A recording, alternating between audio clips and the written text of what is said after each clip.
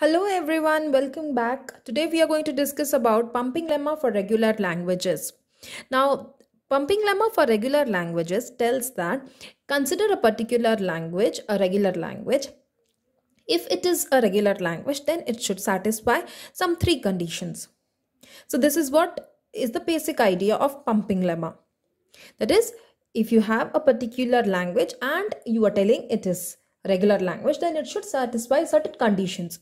Otherwise, if it doesn't satisfy those conditions, then it is not regular language. So basically, we use pumping lemma to prove that a language is not regular.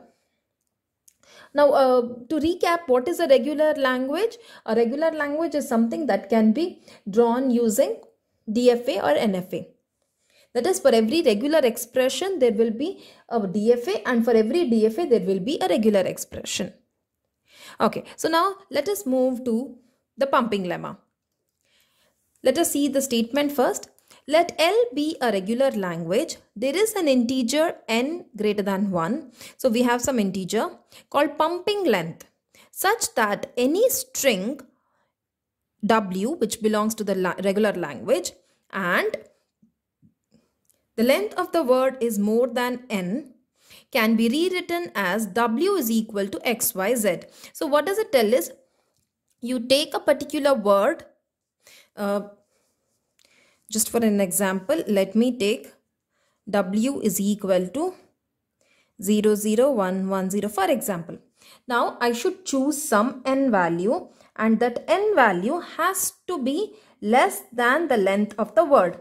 So I can choose something like n is equal to 3. Now in this case, the length of the word is 5. So I can choose n to be anything with some conditions. Now what are those conditions? The conditions tell that I should rewrite W as some x, y and z.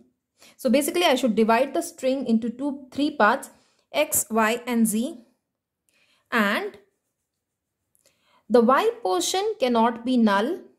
That is the first condition.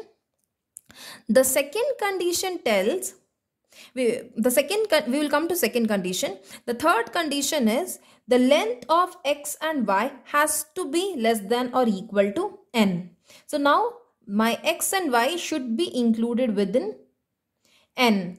That is, it cannot be like the length of x is 2 and the length of y is 2 and n is 3. Now this is not possible. So 2 plus 2 will give me 4. Length of xy in this case will be 4.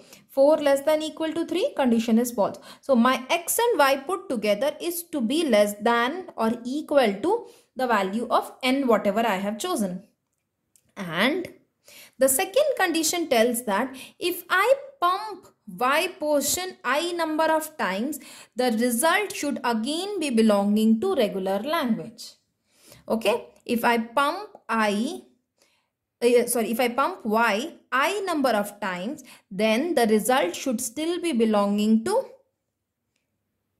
the set of regular language. Now, I already told that pumping lemma is to prove that languages are not regular. So how will I prove a particular language is not regular using pumping lemma? So this is the idea for proof. First of all, I will assume that the language that I am discussing here is regular.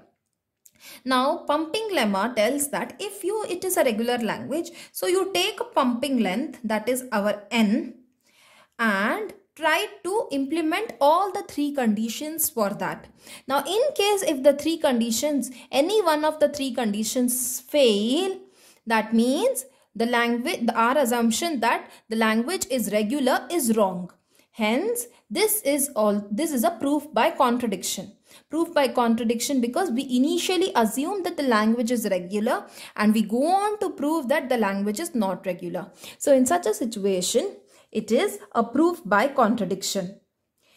So how do we prove a particular language is not regular? Initially, we assume L is regular. Then we have a pumping length, and I should also find a string W such that it cannot be pumped.